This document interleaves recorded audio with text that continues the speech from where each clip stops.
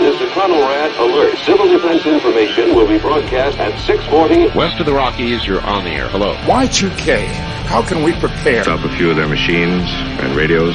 Throw them into darkness for a few hours. We are fighting for our lives. My family must survive. Food for 5 years. 1,000 gallons of gas. Air filtration, water filtration.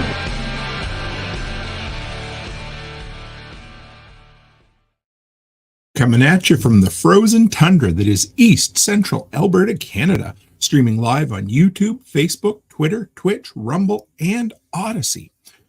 Welcome back to the workshop where we create community, find freedom, promote preparedness, and share success. I am Toolman Tim. Today is November the 16th, 2023, and this is episode 398 of Workshop Radio. I wanted to open tonight with a couple of quotes I found regarding the subject that we're going to speak about tonight, the Chicago heat wave of 1995. They're kind of impactful. I hope you enjoy them. Let's dive in, guys. When you have a massive heat wave, it's not like a plane crash where you know how many people are on board and where the accident happened. It was a weird sense of horror where one body after the next would show up at the morgue because no one knew when it was going to end. Hundreds died alone behind locked doors and sealed windows that entombed them in suffocating private spaces where visitors came infrequently and their air was heavy and still. Among these victims, the bodies and belongings of roughly 170 people went unclaimed until the public administrator's office initiated an aggressive campaign to seek out relatives who had not noticed that a member of their family was missing. And the final one was, it's like an assembly line in there, one officer said. In many cases, police delivered bodies to the morgue several days after the date of death because no one had noticed that the person had not been seen in a while. It was impossible to know how many more victims remained in their homes. Undiscovered by Saturday, the number of bodies coming into the morgue exceeded its 222 bay holding capacity by hundreds. Incoming bodies were scattered around the office, and many of them examined corpses remained unclaimed because there was no next of kin. The owner of a local meat packing firm volunteered to bring his fleet of refrigerated trucks to the morgue for storing the excess bodies. The first group of red and yellow vehicles, each about 48 feet long, arrived on Friday, but they filled up quickly, and there was still bodies remaining. It's something I don't ever hear talked about, the heat wave of 1995, and you guys know kind of where this disaster series goes. I like to take a look at kind of regional disasters that have happened in North America over the last few years and look back, share some of the stories that came out of it so people aren't forgotten, and hopefully learn a few lessons along the way. You guys know that I've always been kind of passionate about history, and I enjoy sharing some of these historical stories with you. So anyway, we're going to dive in here in a minute. Let's get the announcements out of the way, folks. But first off, Thursday evening, so Our sponsor of the evening is Fortress K9, my good buddy Joel Riles of the Protection Dog podcast. He is the guy that if you need a little motivation, I wouldn't even call him a PG-rated John Willis, but he's quite something. He is the type of guy that had his world tore out from under him, and he rebuilt better than ever. It's great. Number 2, patch of the month, guys. Don't forget, we just picked up a new subscriber this week. Thank you very much. I'm a firm believer in doing value for value exchange. And in that, I mean, hopefully I give you guys a metric shit ton of value, more value than I would hope to ever be repaid for. But if you're into patches, like what's on my hat here, and I know a few people have picked up their new patches in the mail this week, easy way to support the workshop and what I do, go to patchofthemonth.co, $10 a month or $100 a year. You get a cool, usually politically incorrect patch every single month in your mailbox. Speaking of cool merch, I don't know if you can see this or not, but wearing John Willis's SOE Tacticals Become Ungovernable shirt tonight. I always thank him for sending me nice shirts, and this one is definitely one of my favorites. And one thing that isn't really an announcement, but I wanted to share with you guys tonight was the fact that I finally got my freeze dryer. Pretty excited about that. And I unloaded it yesterday, got the first load of bread through it, because you're supposed to do a test load of bread just to get the, I guess, the smells and things out of it. And as I'm talking to you, it's in the room behind me, and we're running our first batch of fruit through it. So we'll see. It's a test. I'm looking forward to learning. I always love learning new skills. Took me about a year longer than I had planned to get the freeze dryer, but I'm happy to have it, and I can't wait to start putting away some long-term food and hopefully make some treats for the doggies. And you know something, guys, something that's really funny is every time I put one of these episodes together, you kind of forget the reach that the workshop has. And so I logged in tonight, and before anybody was even here, about a half hour before, Sam from Slave to Servant, he put a comment in here, said I was there, with his hand raised. And I forget how big of a reach there is. We told the story one time of the Phoenix Lights, and I get a message, hey, I was there. And then you talk about the LA riots, and I got a couple of messages from people, hey, I was there, or I was on the outskirts of there. And to me, it was just a historical footnote, and I don't mean that in a bad way. It's just, in my tiny little town of Digby, Nova Scotia, a lot of this didn't seem to impact me a whole lot. But it's neat, and thanks for sharing that. And as Nate and Aaron said, hello from Chicago, sort of. Absolutely, it's great, yeah. And you forget how far it reaches, so I appreciate that. So let's go back tonight, guys, to the summer of 1995. I was in the in-between summer between 8th and 9th grade, or 8th grade, or grade 8 and grade 9, depending on what you call it. O.J. Simpson had just gotten off. Toy Story was just released. Real banging tune, Gangster's Paradise, was #1 on the charts. See if you guys remember this one. Hugh Grant had just gotten arrested for picking up a prostitute named Divine. Everybody was very disappointed in him at the time. Canada almost finally got rid of Quebec. It was really close. If they'd only voted just a little harder, maybe we would have. And most importantly, my under 15 baseball team went 12-0, swept the playoffs, and we got a pizza party for winning the championship. So it was kind of funny. 14-year-old me was completely unaware of what was going on in Chicago. I remember the LA riots when I was younger, and I remember some other things happening, but this was something I'd never really heard of. And when I kind of have a schedule or an outline for a few months in the future for a few different regional disaster episodes. And this one came up when I was searching, and it was something I hadn't really heard of. I got a couple more that it's crazy that you don't hear about them, but yeah, anyway, this is for something like this to happen. I say in modern times, what are we, almost 30 years ago, 1995 was. And for so many people to just pass away in their homes, it was kind of sad. And so, disclaimer, like always with these episodes, it's not to glorify anything bad that happened, but it's to retell the stories. This one was a little harder to find specific stories from specific people, but we'll talk about them. We'll honor them. We'll learn from it. And because you know what they say, if we don't, it's really easy to repeat history if you don't pay attention to it. And I love going back. There's something about looking into the near past that always just kind of inspires me, and hopefully we can learn lessons from it. I like this is a different way to do it. So anyway, it ran 5 days from July 12th, 1995 to July 16th. And Erin says she was 14 and doesn't remember much. I was 14 on the other side of the country and didn't remember much. But anyway, so July 12th had a daytime high of 98. The 13th was 106. The 14th was 102, 99 and on the 15th, and 94 on the 16th. But the overnight lows was Chris Dixon just said he married the wrong one in 95. But all that matters is that you married the right one eventually. So with the Humidex, it hit a high of 124 degrees. Now, I knew this is where we're going to get this, and I wanted to get this out of the way right now because, like Jeremy said, sounds like an average August in Texas. Absolutely.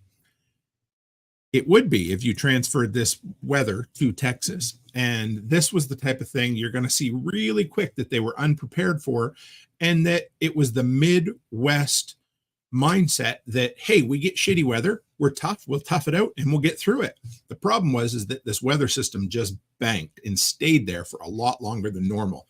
106 was is the highest temperature that ever hit the city of Chicago, which seems crazy.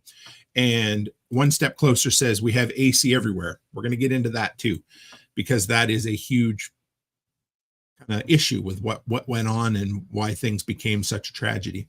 But as I said, the highest day was 106 with a humidex of 124 with an overnight low of 81 degrees. And July 14th, the overnight low was 84. Oh, I couldn't even imagine. So here it was. This was the hottest temperature ever recorded in the city of Chicago. It was this large, hot, humid mass of thick clouds and just hot friggin' temperatures. And it just parked itself for 5 days over the city of Chicago. Now, here's the thing. Normally, when you get hot and humid like that, I saw this quote putting the show together today. Normally, what do you get? Thunderstorms. And this guy called thunderstorms nature's version of air conditioning. And he's right, except that for whatever reason, thunderstorms never came in and never broke through the weather system for those full 5 days. And some people actually extend it to 7 the day before and the day after, but the temperatures weren't nearly as bad as this.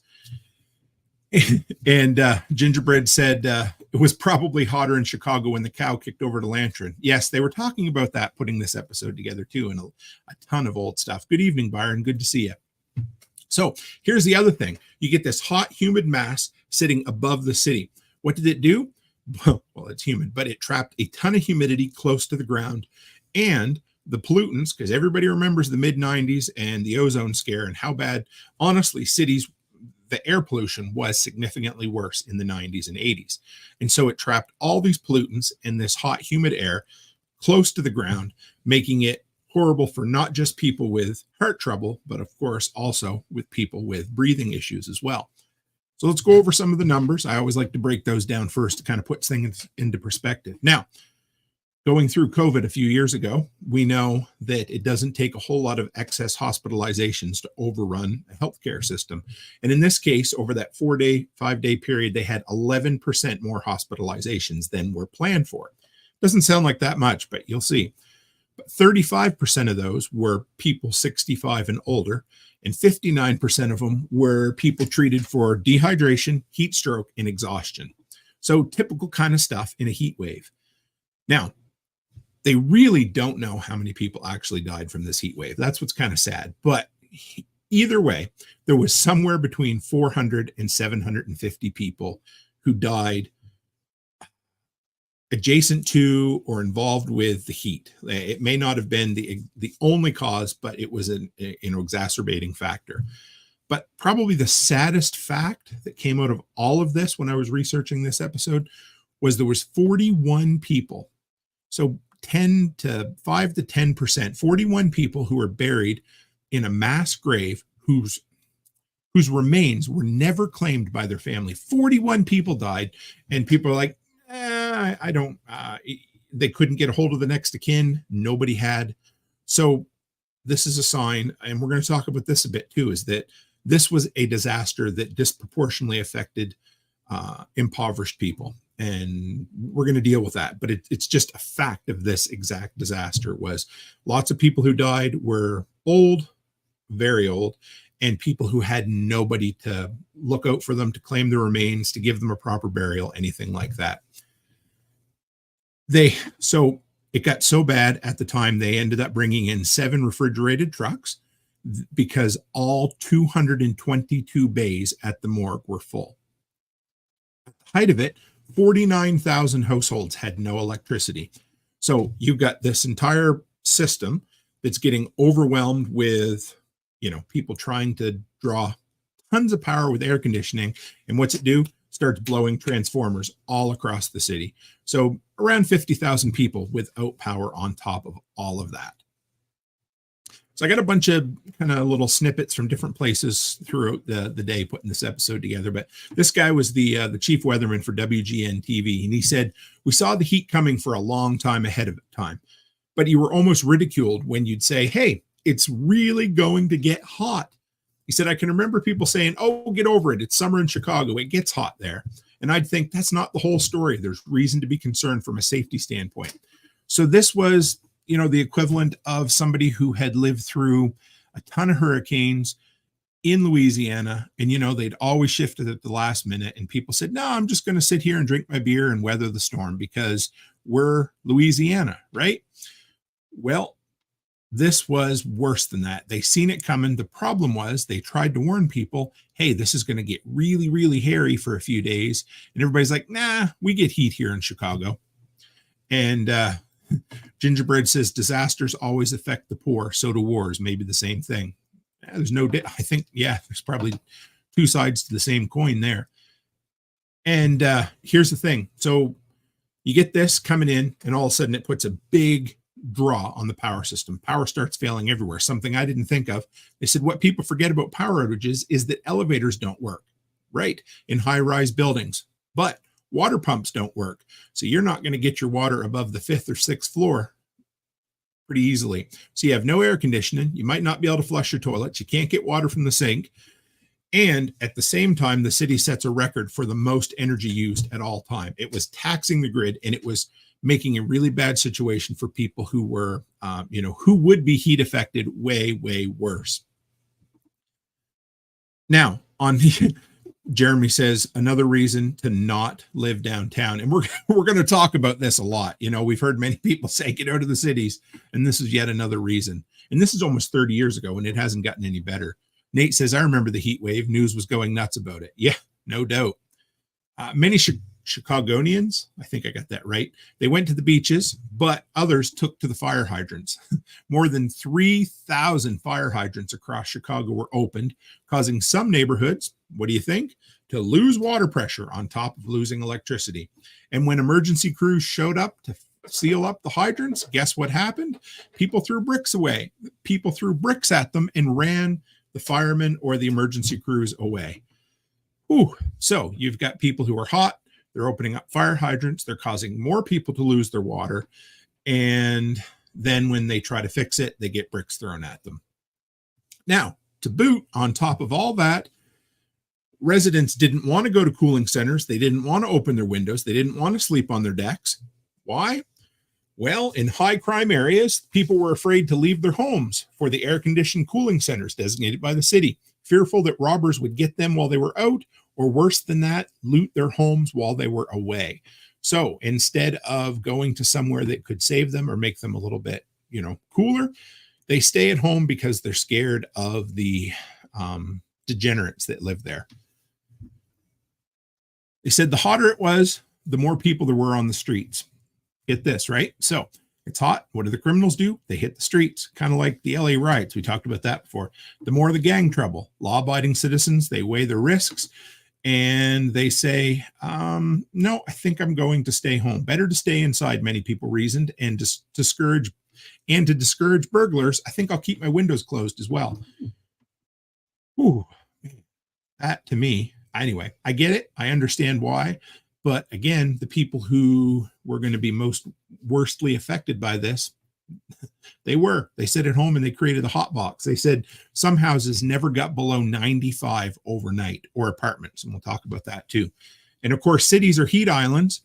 Their pavement and steel attract the heat. They trap it in.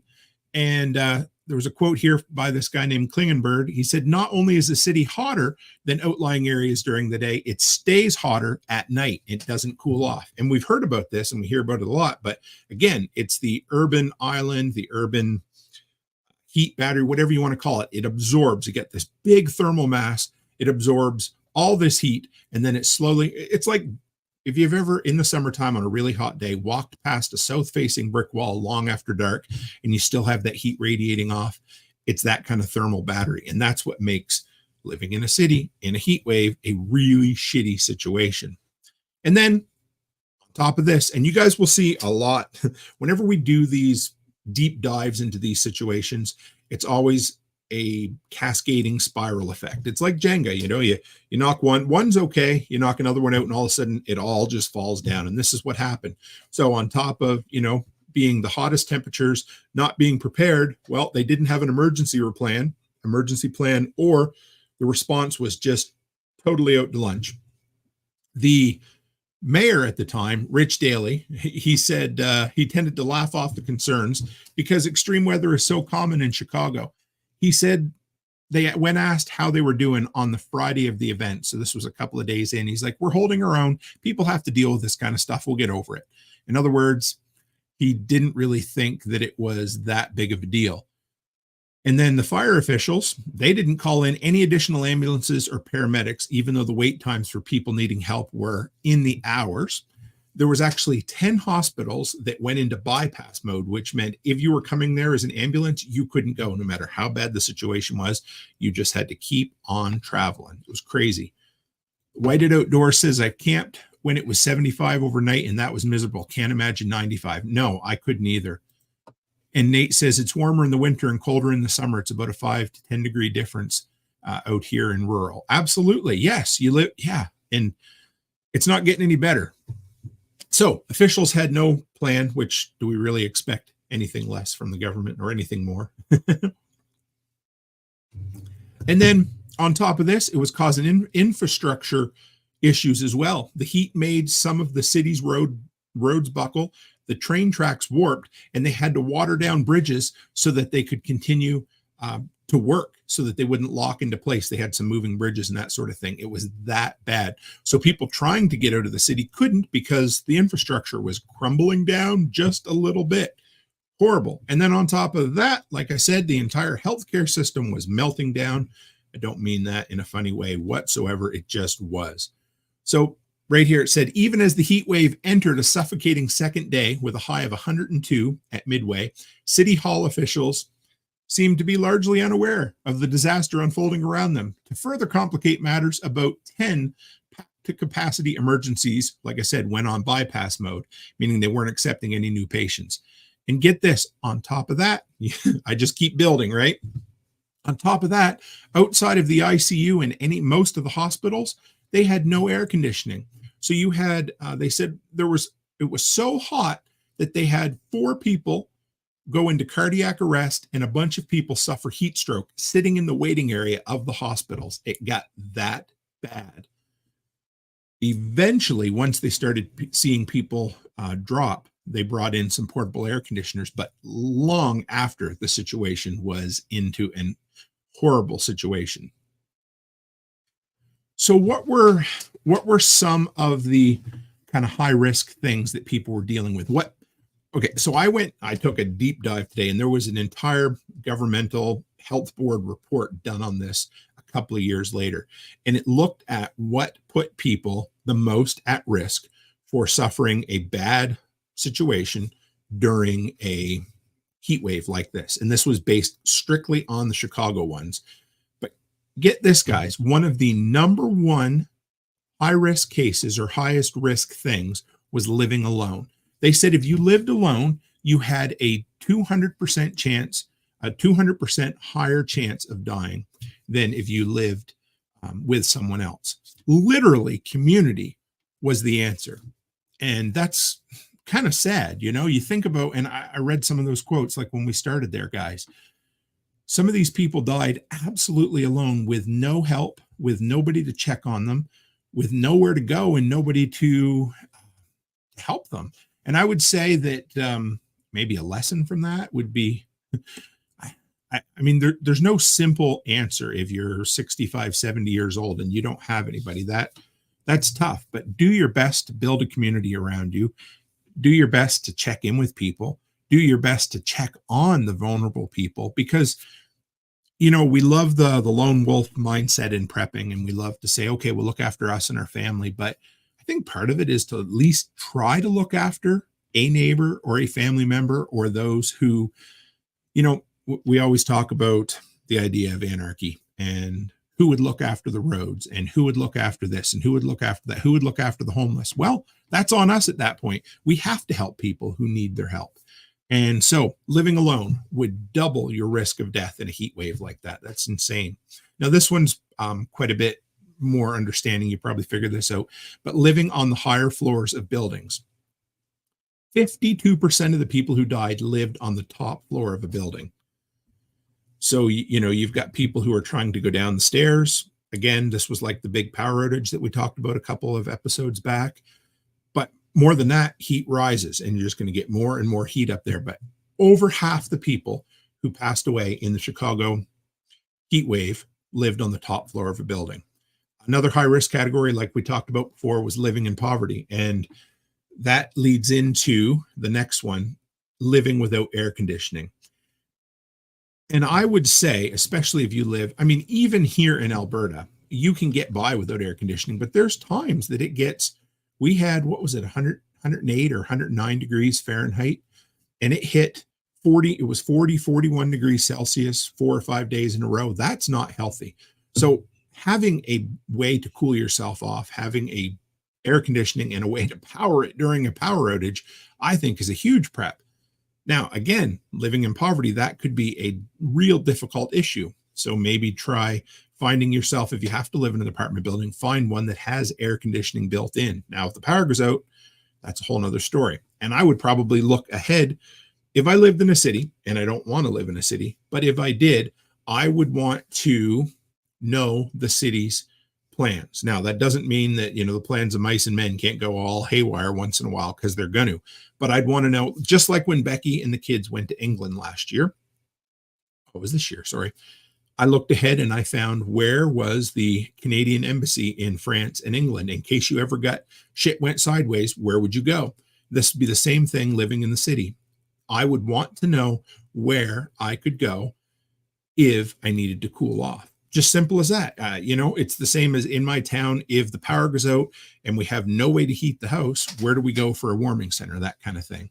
Jeremy says, look for window AC units that go on sale each fall. Yep. Or buy a couple of cheap ones at a yard sale. We've done that. We used to buy, when we didn't have a lot of money, we would go and buy the cheapest used ones we could find for like $25 a piece. And if we bought 3 and 2 of them worked for a summer, we were happy with that. That's not a bad idea at all. Aaron says, we didn't have it for most of the childhood. We spent a lot of time in the basement, and stores used to be so cold back then. Yes, we're going to talk about that a little bit too. I forgot about the basement, but yeah. And Rachel says, I didn't use AC at all this year. Fans and shade the house by trees. Now, here's one thing. We're going to talk about fans afterwards. They didn't make an appreciable difference for people living in these high rises. So no more people died with or without fans. So it wasn't really something that helped or hurt. One Step Closer says, when we get bad heat waves, the city turns libraries and other facilities into cooling stations. And love the government or hate them, you need to know where these places are. So living without air conditioning, I want to dive into that a little bit more, but that was one of the high risk categories. Another one, and you're going to know this as well, using special or excessive medications. Typically, people who are using a lot of medication or are on some really special meds tend to be the most precarious health-wise, right? So they ended up being some of the most affected people. So again, we got to look after our health, because it's too late to get healthy if you're in the middle of a heat wave, right? We talked about the massive centers of heat retaining concrete structures. Get this massive thermal battery. Another big underlying factor was cardiovascular disease. Tons of people with heart trouble, respiratory problems. Another one we talked about, how that humid air was trapping all of the pollution and everything down, making it even harder to breathe. Plus, then you got 100% humidity, massive heat, and then you're exerting yourself more and you can't cool off. Bad situation. Story I found putting this all together, children riding in school buses became so dehydrated and nauseous that they ended up needing to be hosed down by the fire department. I don't think I'd be sending I guess maybe the schools had air conditioning, so you'd think your kids would be better off, but school buses are absolutely miserable. They're like a hot box. They just heat right up. They got all those windows. They got no insulation, paper thin metal. Ooh, gross. And they said the single highest predictor of death, and this is kind of sad, but you would know it, confinement to bed. So 16% of all people who passed away in this heat wave were already bedridden, which means their health, where they were, 1 foot out the door, right? And this was what we dealt with COVID and a bunch of other things, is that, excuse me, sorry guys, when your health has gone that far downhill, a situation like this, if you're not looked after, can go hairy really, really quick. Now, it was said in a few different places where I read, a 1-day heat wave is bad, but the deaths start showing up in days 2, 3, and mostly 4. So most people can weather 1 or 2 days of really shitty weather, really bad heat. But by the third day, you're starting to see people get really sick. So lower the risk. So we talked about the high risk, what put people into high risk categories. What were people trying to do to make things better for them? And the first one, and this was the single biggest factor in preventing death, an 80% reduction in the risk of death due to heat and cardiovascular disease. One simple thing, air conditioning. If you had air conditioning, you had, not infinite, but you had a massively big increase in your risk, in your lack of risk of passing away in this heat wave. Simple as that. If you lived in a city and you're worried about heat waves, the single biggest prep you could do to look after yourself, other than looking after your health, was making sure you had an air conditioner and a way to power it. So what did people do? Well, they went to the beach for starters, which made sense. Hundreds of thousands of people flocking to the beaches. That would be a way to keep cool. I would do that for sure. They opened fire hydrants like we talked about. Again, in the city, it got pretty bad, but 3,000 of them. Other people went to movie theaters, which I thought was kind of cool. Made sense. Why not go watch a movie? Right at that time, I believe it was Batman Forever and Clueless were coming out, and people were watching them like crazy, going in and watching multiple movies just so they could stay somewhere and cool down during the heat of the day. There was a university where they had lost all air conditioning in the dormitories, and kids were sleeping with soaked blankets. So they would just soak it with cold water, put it over them, and go to sleep at night, trying to stay a little bit cool. Tons of people exited the city. People who had the means would leave and go visit family or friends or a hotel or somewhere in the suburbs, somewhere just to cool off.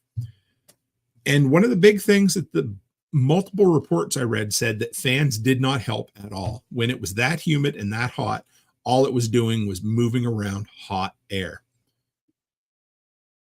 Now, something else they did. Haas says misters on the porch or shaded areas outside, anything like that would help. People would go, they said something else that was a factor in helping people make it through. If they didn't have a air conditioning in their apartment, a lot of the apartments, the lobbies were air conditioned. So people were hanging out in the lobbies. They said if you had access to an air conditioned lobby or a room nearby, that helped. The city of Chicago sent out social workers to visit people at risk and explain the dangers of hot weather. Anybody who had somebody knock on their door and say, hey, there's really bad weather coming, you should be prepared. Are you okay? Just that alone was enough to lower the risk of death for people. So people living by themselves, people who were already unhealthy, people who maybe not bedridden, I don't want to talk about that, but any of those, just by being warned, people made smarter decisions. I like that. And again, like I said, excess deaths don't typically occur till the second, third, or fourth day of a heat wave. And during the summer heat wave in 95 in Chicago, they said anything that facilitated social contact, even a membership in a social club, owning a pet, or just being in a walking club, was associated with a decreased risk in death. This is probably the single biggest illustration I've ever seen of how community can help you. It could literally mean the difference between life and death. And I'm not bragging things up or trying to blow anything out of proportion, but literally 2 different studies said that by having community, by having connections, by having people who look out for you, you had a lower chance of dying, all other things being equal, in a heat wave. That kind of blew my mind, guys. I like that a lot. So most of the victims, let's share a few of the stories, and we'll see. Most of them they're kind of on the sad side, guys, and there wasn't a lot of positive stories that came out of this. But again, I like to dig into them, and we'll go back and we'll see, I guess what we could learn from it. But most of the victims, of course, in almost all adverse weather situations, 65% of them were over the age of 60. There was this one study, they attributed 514 deaths to the heat wave. 372 of them were 65 and older. So again, these type of things disproportionately hurt the elderly, but we're all going to be elderly someday. So these are the type of things we need to know. Look after our elderly now, so our youth will look after us when we get older, right? They found the name of a lady. So this lady, her name was Mildred Stojovich, and they found her daughter, age 70. They sent her a certified letter to let her know that her mother had passed away and that they wondered if she'd like to have her, help bury her or have a service for her. And she wrote on the letter, "Return to sender," and sent it back. Leonard Heimner, 66, his daughter, was located in an affluent suburb. She said on the telephone she'd like to take a look at the furnished room where her father had spent his last days, but she never showed up and never had anything to do with him. Thomas Randall, 64, left a messy apartment behind, but no clues as to any family, any friends, and there was only a rumor that he may or may not have had a bank account. So that one, I included that one here simply because I thought, you know what, if that's not, even if you live on your own, even if there's nobody else in the world to take care of you, it sure would be nice to leave something behind, like a note or a will or something like, hey, I'd love, Amazing Grace on bagpipes or whatever, just, something so that people know. But I guess when you don't have anybody, maybe you don't think about that. This guy named Paul Ozenwicks, he left enough money for a funeral on purpose in his bank account. His relatives were contacted. They withdrew the money, spent it, and never give him a funeral. Mabel Swanson, 87. She had an unused air conditioner in a box in her basement. For decades, she'd made it through hot spells just sitting in her kitchen with fans in the window. But this Thursday, when the temperature reached a breathtaking 106 degrees, Swanson set her table for dinner and then collapsed on the floor. A neighbor found her body there 24 hours later. She had an air conditioner, unused, brand new, in her basement. That kind of reminds me of when people say, hey, should I open my generator and test it? Yeah, you should. But more than that, imagine having your air conditioner and knowing it would cool you down, but figuring, it's okay. And I think we probably all do. As we get older, we still think we're as young as we ever were and we'll be able to handle it. And then all of a sudden, no, you probably can't. So don't leave your air conditioner boxed up in the basement, guys. Diana Cottrell. She should have been one of the lucky ones to escape the heat in her air-conditioned apartment at the Northside Harbor Village Retirement Community. There was about 250 residents there. Taped on the front door were bright yellow flyers reading a message for older adults. It said, "Hot weather spells danger." But despite that, Diana, a tiny 77-year-old, decided not to pay attention to the warnings, and around 11 in the morning decided to walk in 105-degree heat to her dentist appointment 6 blocks away. She never made it. An hour after she set out, Cottrell was found unconscious in the grass about 4 blocks away from her home. She was rushed to a nearby hospital, and she had died by then from heat stroke. Again, guys, we should know this, but if you have a way to stay cool, how many times in these disaster episodes have we heard stories of somebody just doing their, I think back to the LA riots and the lady who was taking food to a friend and got hit at the lights, or a guy who was going out to check on his business and was killed. All these things, just stay the hell home. Again, we talk about it, but almost always the answer in these disasters is stay the hell home, unless you have to bug out. But other than that, stay the hell home. Stay the hell home. There was a construction worker, they didn't give a name. He'd been working on a hot tar roof during the hottest day of the heat wave. They brought him into the hospital and he had a temperature of 111 degrees. He was in a coma when they brought him into the hospital. 111 degrees. The crazy thing was he survived. They didn't think he would. It was one of the highest temperatures they'd ever seen at the hospital. And he ended up, they looked after him and he came out relatively unscathed. This guy named Mark, he was an emergency room physician at one of the Chicago hospitals. He said, I remember talking to friends at other hospitals who said, man, we're in the middle of a crisis mode. It was across the city. Our waiting room, the emergency departments were packed. We're going from one emergency to another, all bunched together like a pit crew.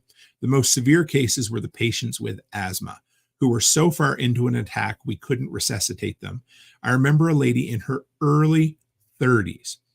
The paramedics had already put a tube in her lungs. We tried to turn her around, but there was nothing that could be done. somebody who was in their early 30s again, right?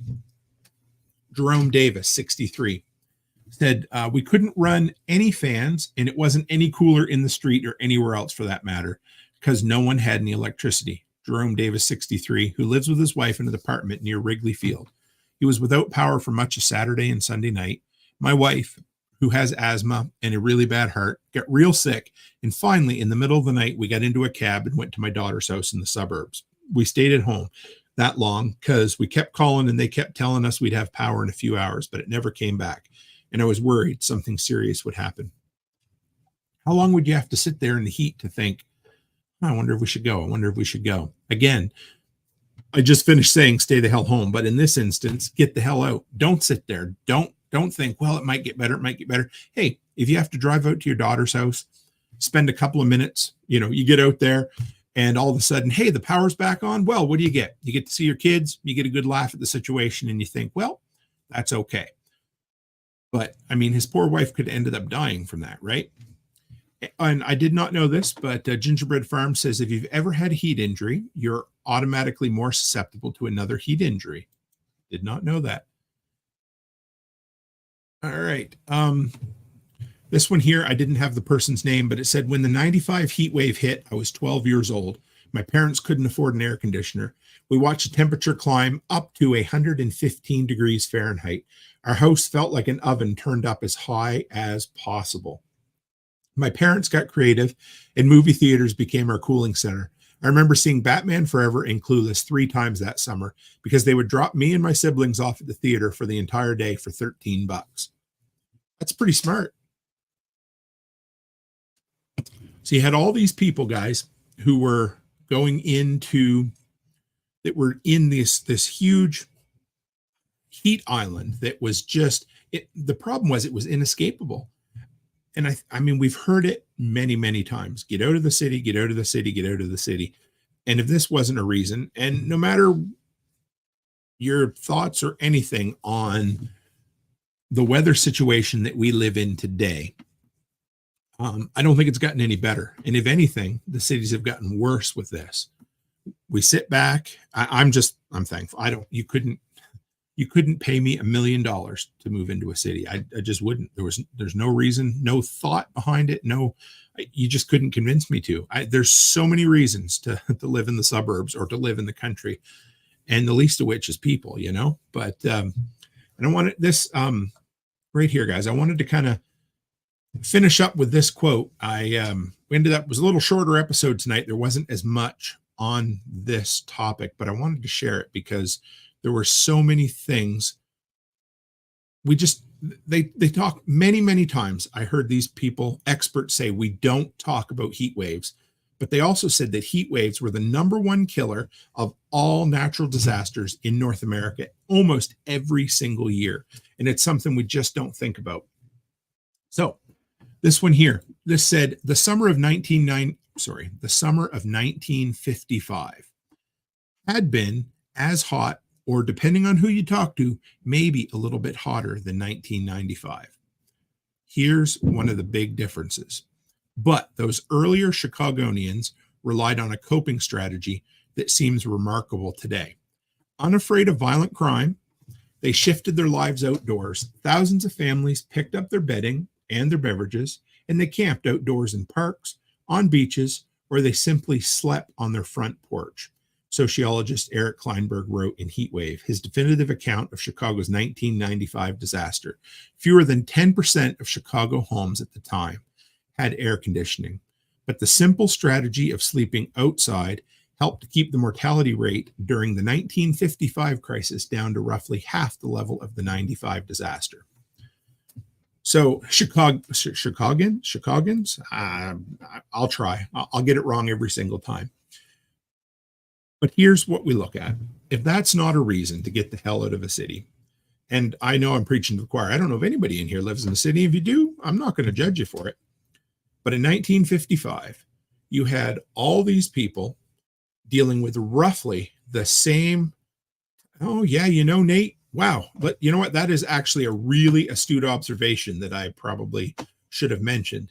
Nate says, as much as I hate to say it, people in the 50s were smaller than people in the 90s. No, dude, you were 100% correct on that. And that would create that would play a big part into that. Absolutely. I mean, that's an uncontrovertible fact. But yeah, you're right. People were healthier in the 50s overall, and they were used to being outdoors. You're right. People would have been smaller, skinnier, smaller, all around. But mainly, you look at a city, even in 95, that had way more air conditioning available, and yet you still saw double the mortality rate. And that tells you that that's a society issue too, isn't it? That's what I think. You look at that and you're like, yeah, you had all these people who didn't want to go outdoors. They didn't want to sleep on their decks. They didn't even want to leave their damn windows open because they were scared they were going to get raped, looted, or plundered, or all three, and then murdered. How awful. Oh, One Step Closer says, help to know your neighbors. I grew up in apartments and we knew everyone around us. Absolutely. Have a plan. Build a plan. Look at these, again, I would never want to live on the top of a high-rise apartment, but if you did, have a plan for getting out, have a plan for cooling off, have a plan for getting the hell out of the city if you have to. Something, anything to just make sure you can. Here's the thing. The solar battery generator systems are good enough to run an air conditioner at least during the hottest time. You may not be able to run them 20 must be enough.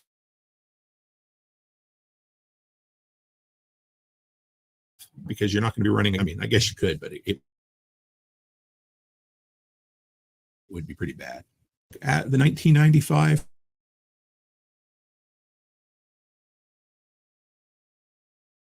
Chicago heat wave got outside, but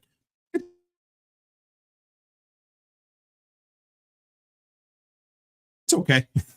I love the thought. This one would be good enough. We got Val coming on Sunday evening for the interview show. She's going to come on. I'm pretty excited about this one. She's going to come on and, oh yeah, I see that. Sorry guys. All of a sudden we just lost a little bit of signal. We've been having, I had them brought in to fix this and it's gotten worse. There we go. I think we're okay for a minute. Anyway, so Sunday evening, we got Val coming on. She's been on before. She talked about hiking the Appalachian Trail. This time she's going to talk about traveling solo as a female. Some of the things Becky and I had supper with her and a few other nice people the last day of Self-Reliance Festival. And she got talking about some of the different precautions she would make as she would travel around, just her and Xena, her dog. And so I thought it would make for a great episode to bring her on. So I don't know what tomorrow night's episode is going to bring yet. It all depends on if Mrs. Cook is up and feeling okay to come on. And if not, it'll be a solo Tim show tomorrow night. But either way, it's going to be great. I'm going to take a trip tomorrow to the city. Take some material up to the new daycare. And yeah, we're just going to keep building the life that we want to live. And I hope you guys do the same thing. And I appreciate you guys coming on and using me as a soundtrack to getting shit done, because I absolutely appreciate my crazy delinquents from the workshop. So with that, guys, we're going to sign out a little early this evening. I appreciate you.